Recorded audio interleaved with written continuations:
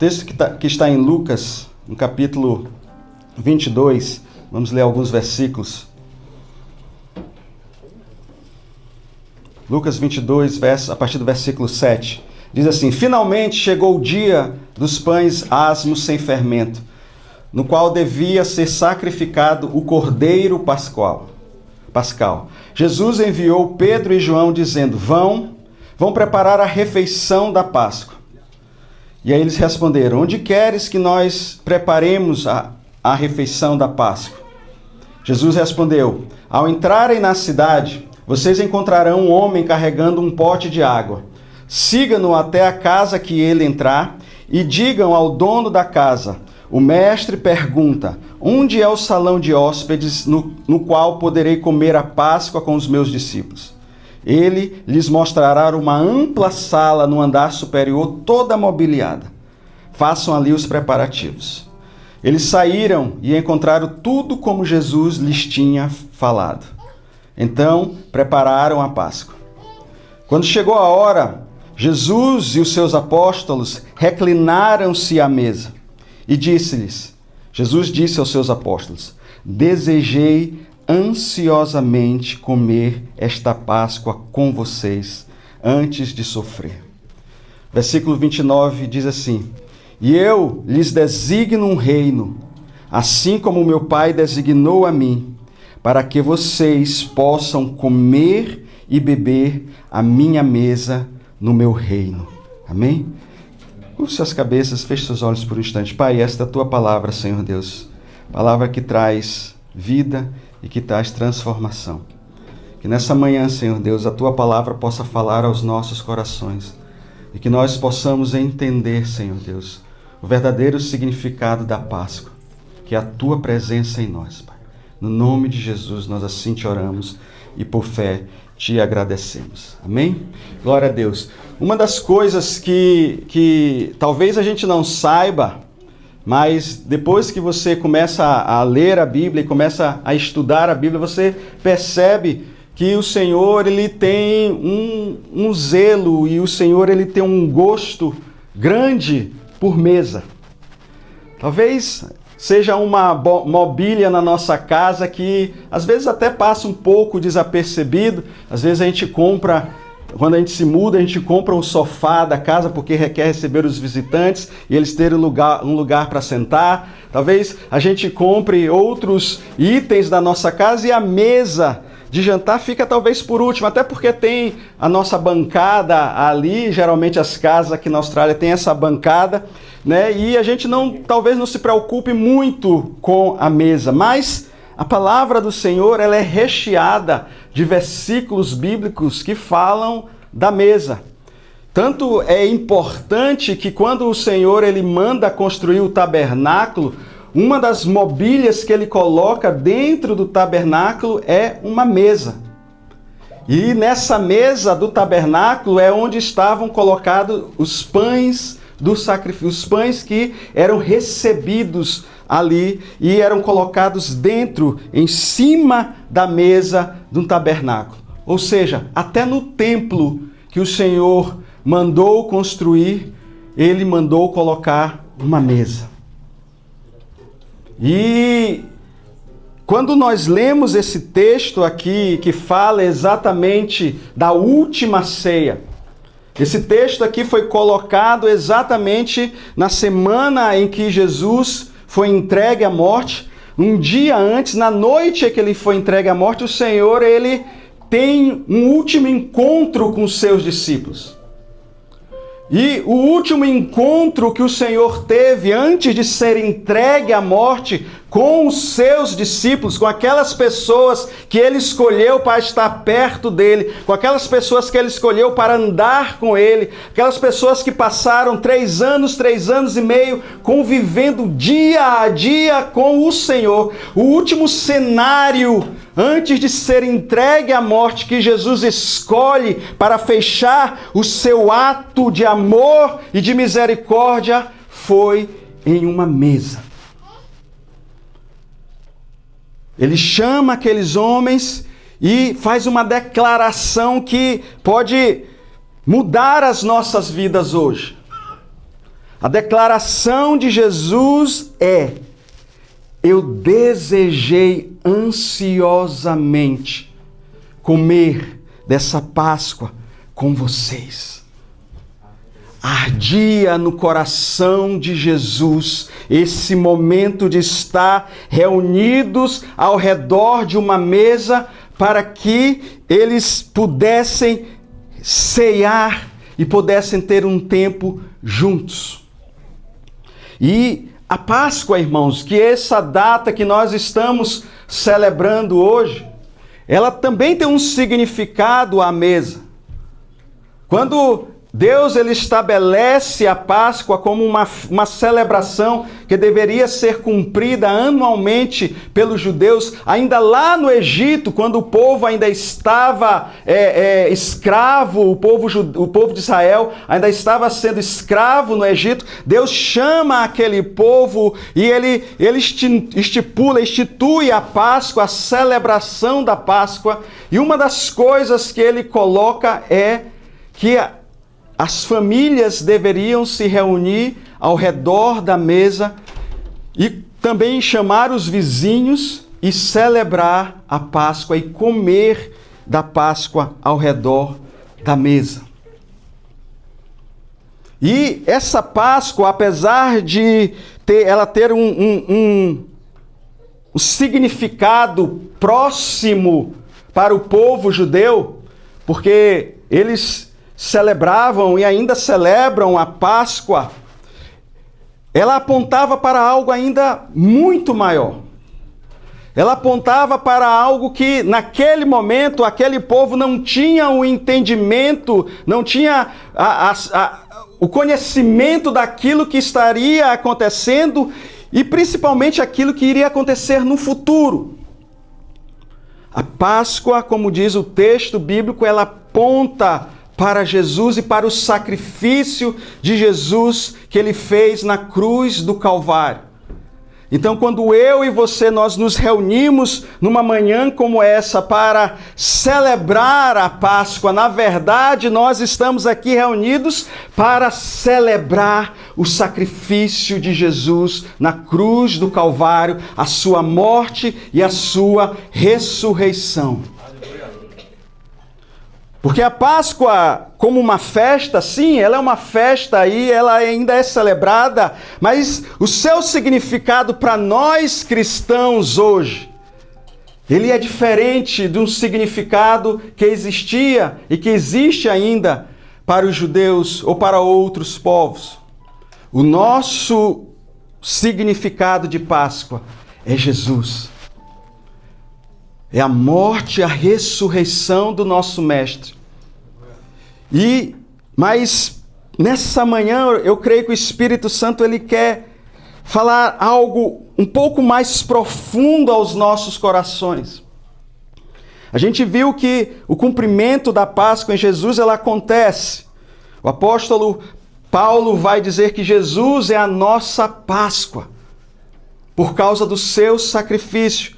Mas esse cumprimento dessa Páscoa, ele acontece não somente em Jesus ou no sacrifício de Jesus. Todos os outros símbolos que existiam na Páscoa, eles apontavam para Jesus, o Cordeiro Pascal. Nós sabemos, como o apóstolo João falou, eis o Cordeiro de Deus que tira o pecado do mundo. Quando Jesus vai ser batizado, João Batista declara isso apontando que o Cordeiro que era sacrificado na Páscoa é Jesus.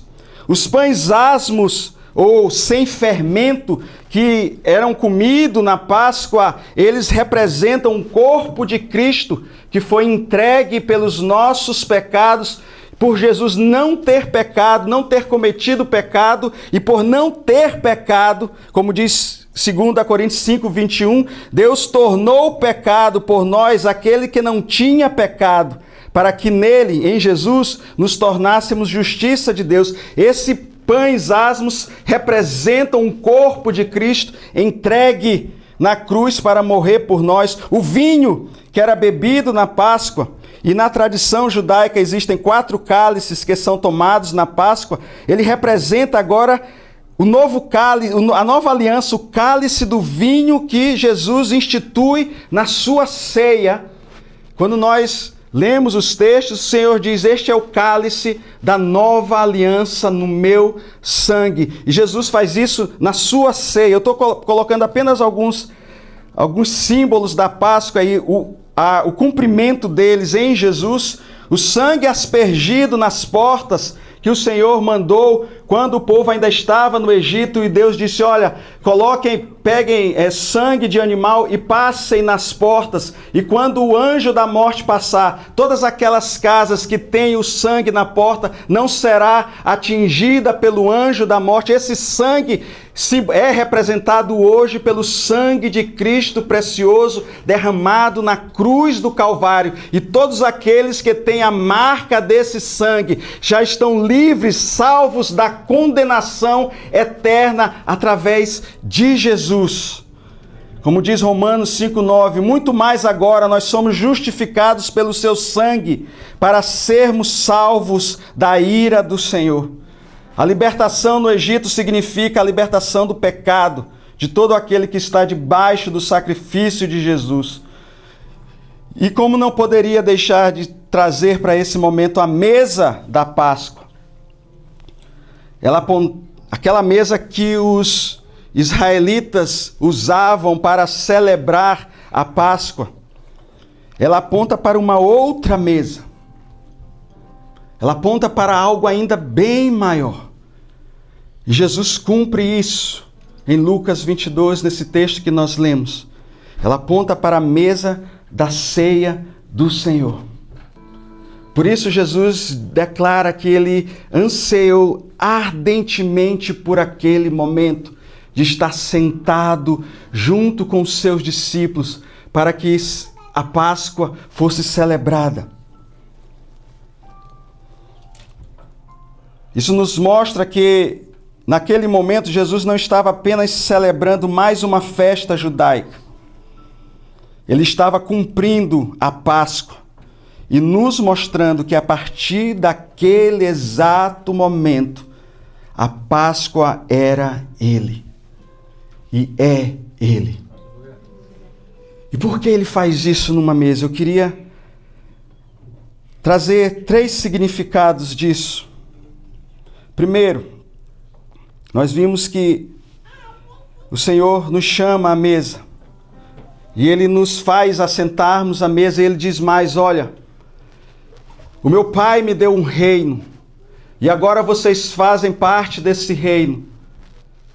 E eu quero que vocês, durante esse reino, vocês sentem à mesa comigo.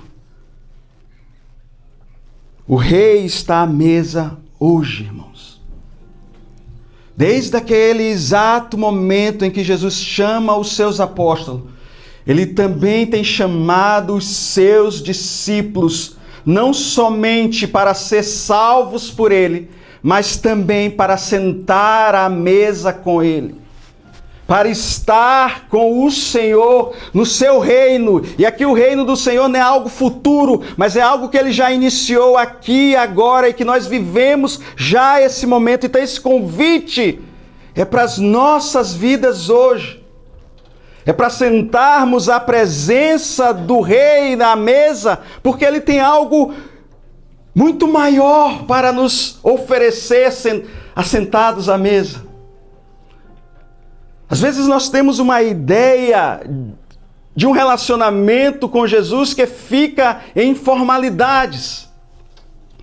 E Jesus já nos trouxe para perto dele, o Senhor já nos salvou, já nos transportou do império das trevas para o reino do Filho do seu amor, mas Ele deseja algo mais comigo e com você. E o convite dele hoje é: sente-se à mesa comigo. Por quê? Primeira coisa, e eu entendo isso nos meus tempos de criança, que não foi há muito tempo atrás, viu, irmãos? Eu não sou tão velho assim, apesar dos cabelos brancos. Mas isso me lembra momentos em que na minha família havia festas celebrações. E uma das coisas que os meus pais, os meus tios, os meus avós gostavam de fazer é uma mesa farta de comida. Talvez eu herdei isso até hoje. Mas mais do que a comida, eles gostavam de estar assentados ao redor da mesa, porque ali eles contavam histórias, porque ali eles falavam de memórias, porque ali eles tinham um tempo em família e porque ali eles geravam intimidade. Era assentados à mesa que a nossa família tinha um momento íntimo deles. Momento onde eles podiam falar mal um dos outros. Momento onde eles podiam abrir os seus corações e fazer declarações de amor, de carinho uns pelos outros. Era um momento de intimidade. E por isso que Jesus, quando chama os seus discípulos para estar perto dele, Jesus não chama os seus discípulos apenas para ver os milagres que Jesus ia fazer, os milagres que Jesus ia realizar, mas antes, ele os chama para estar sentado à mesa, para ter esse momento de intimidade com os seus discípulos. Era na mesa que barreiras eram quebradas, irmãos. Lembrem-se que os discípulos de Jesus não eram pessoas fáceis. Os discípulos de Jesus tinham diferentes tipos de educação, de cultura. Mas na mesa, reclinado ali, todos estavam no mesmo nível. E Jesus quer nos mostrar que Ele não faz acepção de pessoas, e quando Ele reúne os seus filhos, quando Ele reúne as suas filhas, os seus irmãos e irmãs, Ele quer dizer que vocês são iguais. E é preciso que haja essa proximidade entre os discípulos, entre eu e você, irmãos, para que esse sentimento que Jesus queria deixar e quer deixar para nós hoje possa de fato acontecer. Jesus desejava um relacionamento contínuo e duradouro com seus discípulos, por isso Ele os trouxe para próximo deles e os sentou à mesa. E isso é tão importante, essa questão de intimidade, de mesa, é tão importante que existe um momento na história de Deus em que um sacerdote, ele, ao receber um homem, ele chama aquele homem para perto e prepara uma mesa e serve vinho e pão para aquele homem. Estou falando de Melquisedeque, quando Abraão volta da sua batalha. E muitas vezes nós podemos estar assim hoje, como Abraão, voltando de batalha, ou ainda vivendo em batalhas. E essas batalhas nos tiram da presença do Senhor. Essas batalhas do dia a dia, do trabalho, essas batalhas de buscar um visto, essas batalhas de buscar um espaço melhor, muitas das vezes podem fazer com que o nosso foco saia do foco que o Senhor nos chamou, que é estar sentado à mesa com Ele, buscando intimidade com o Senhor. Esse é o primeiro benefício de estarmos com o Senhor à mesa. O segundo, eu vou correr um pouquinho, fala da comunhão. Quando Deus estabelece a ceia, Ele chama as famílias e os vizinhos para estarem juntos à ceia, para estarem juntos comendo na mesa. Em 1 Coríntios, capítulo 10, o apóstolo Paulo vai dizer que nós somos muitos, mas somos um só pão e um só corpo. O Senhor, Ele une ali o seu significado de pão como o corpo de Cristo em um só corpo e nos une a Ele, nos une para estarmos junto com Ele. Por que isso, irmãos? Porque uma das coisas que o mundo quer fazer hoje comigo e com você é nos separar da presença de Deus, mas também nos separar como corpo de Cristo. A gente fica muito feliz quando a gente vem à casa do Senhor e vê a igreja cheia de pessoas. Por quê? Porque cada um de nós somos parte desse corpo. Cada um de nós foi chamado a sentar à mesa com o Senhor. E quando nós sentamos à mesa e sentimos falta de uma pessoa, aquilo é como se parte do corpo começasse a se separar. Eu tenho aprendido, irmãos, nessa caminhada com o Senhor Jesus, que quando nós estamos fracos, é aí que nós precisamos estar junto do corpo. Muitas vezes nós pensamos que agora eu estou fraco espiritualmente, eu não consigo mais romper em Deus, eu não consigo mais caminhar com o Senhor, eu não consigo mais ler a palavra do Senhor, eu não consigo mais orar ao Senhor, eu não tenho mais prazer ou satisfação em ministrar na casa do Senhor, em estar junto com meus irmãos e as minhas irmãs, então eu vou me afastar. É nessas horas que nós devemos entrar mais fundo no corpo de Cristo. Eu aprendi uma coisa com amigos meus que serviram o exército. Eu não servi, irmãos. O meu pai não serviu porque ele tinha 6 dedos no pé. Uma coisa eu aprendi. O soldado ferido, ele não é deixado para trás. O soldado ferido na guerra, ele é carregado pelos outros soldados e eles continuam na guerra até aquele soldado chegar no posto e poder ser tratado na sua saúde. Mas até ele chegar, quem vai estar cuidando daquele soldado ferido são os outros soldados que estão no campo de batalha. O que o Senhor quer nos ministrar nessa noite, irmãos, é que quando nós nos assentamos à mesa, nós temos comunhão como irmãos, sim. Mas mais do que isso, nós somos um corpo de Cristo e nós estamos aqui para ajudar uns aos outros. Nós estamos aqui para caminhar nesse reino do Senhor, assentados à mesa, mas um carregando o fardo que é pesado do outro, entregando para Jesus.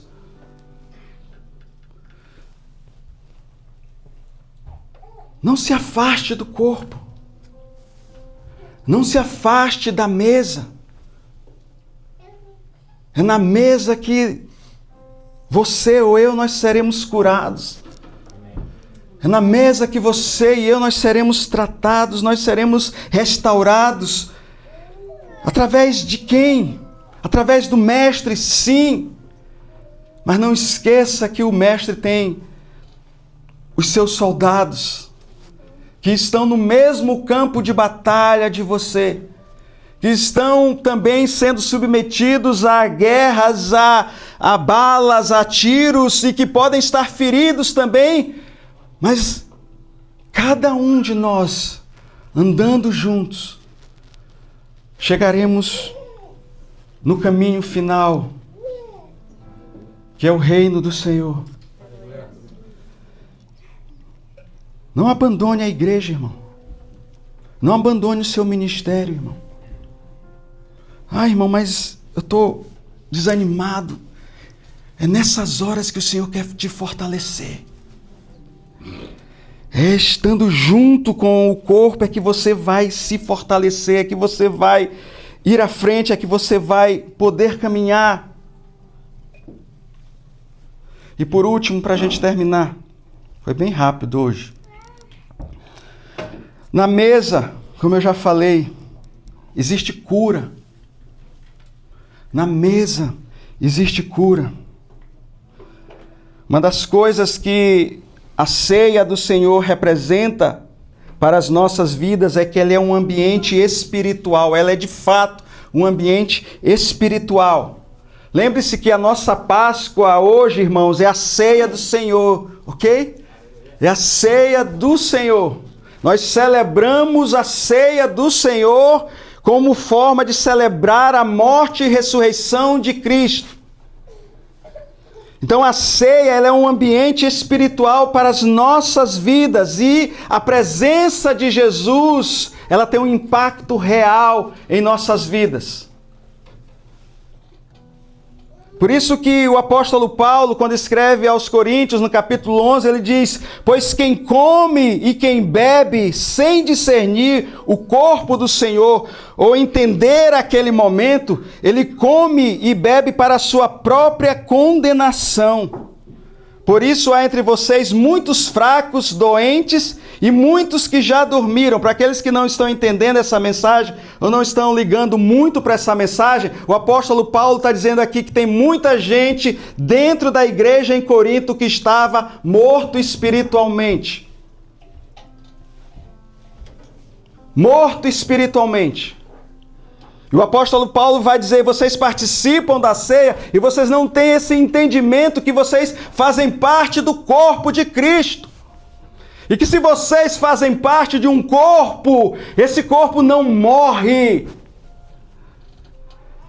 E se o corpo não morre, os membros não devem morrer quando estão juntos do corpo. Por isso o apóstolo Paulo diz: existe cura no Senhor. Quando nós participamos desse momento assentados à ceia, o Senhor nos disponibiliza, irmãos, cura para as nossas vidas. A Bíblia é recheada de versículos que falam de curas espirituais, emocionais, curas físicas, curas na alma, curas até mesmo em nossos relacionamentos. Nós somos curados espiritualmente na ceia ou sentado à mesa através do perdão dos nossos pecados. Isaías capítulo 53 vai dizer que ele foi transpassado por causa dos nossos pecados. O corpo de Jesus, que muitas das vezes a gente acha que foi apenas um esbofeteamento, Jesus recebeu apenas uns tapinhas na cara, foi apenas cuspido. A Bíblia não diz, o corpo dele foi moído por causa do meu pecado e do teu pecado. Por causa do nosso pecado, o corpo de Jesus foi moído. Mas existe um benefício nisso. E o benefício é que por causa disso, nós temos cura no Senhor. Nós podemos nos achegar à presença dEle, assentados à mesa dEle, reclinando-se a Ele e diz: Senhor, me cura. Muita gente passa hoje por traumas, muita gente passa hoje por mágoas, muita gente tem problema de relacionamento e se esquece que à mesa do Senhor nós podemos ser restaurados. Nós podemos ser curados, nós podemos ter as nossas vidas transformadas por Ele. Mas o que acontece então, irmão Guilherme? Acontece que a igreja não se assenta mais à mesa do Senhor. Nós somos curados fisicamente. Jesus expulsou espíritos com a sua palavra e curou muitas pessoas fisicamente. E essa cura física também está disponível para nós hoje. Somos curados emocionalmente. Aqueles que são quebrantados de coração podem ter as suas feridas curadas, como diz o texto de Salmos, número 47. Nós somos curados no relacionamento, através da reconciliação com Deus e homens. E Deus deixou registrado na sua passagem, eu vou terminar aqui. E Deus deixou registrado na sua passagem uma história linda. Uma história linda de cura e de restauração e de transformação. Essa história está registrada apenas em 2 momentos. E um deles é no segundo livro de Samuel, no capítulo 9, quando fala de Mefibosete. Talvez vocês vão até rir desse nome. Mas é um nome de um jovem que era filho de Jonatas e neto de Saul. E para quem não sabe a história bíblica, Jonatas foi um dos melhores, se não o melhor amigo que o rei Davi teve. E Jonatas e o seu pai Saul morrem em batalha. E depois de muito tempo, Davi se lembra da família de Saul e da família de Jonatas e pergunta aos seus servos: existe alguém ainda vivo da família de Jonatas que eu possa trazer para perto de mim para que essa pessoa viva comigo? E aí o seu servo diz: existe um jovem chamado Mefibosete. Ele é aleijado dos pés. Porque quando eles estavam na guerra, eles estavam fugindo, ele ainda bebê e criança, a pessoa que estava segurando, a sua ama, caiu e ele caiu e quebrou as duas pernas, e desde então ele não anda, ele é aleijado. Então Davi se lembra disso e manda buscar a Mefibosete, para que Mefibosete possa, a partir daquele momento, viver no palácio do rei, viver na presença do rei, viver junto com Davi, ter todos os benefícios que Davi tinha e os filhos de Davi tinham como filhos do rei. E Mefibosete vem. E olha o que Davi fala no versículo 7. A Mefibosete: e ele comerá pão continuamente sentado à minha mesa. O rei convida a Mefibosete para sentar à mesa com ele.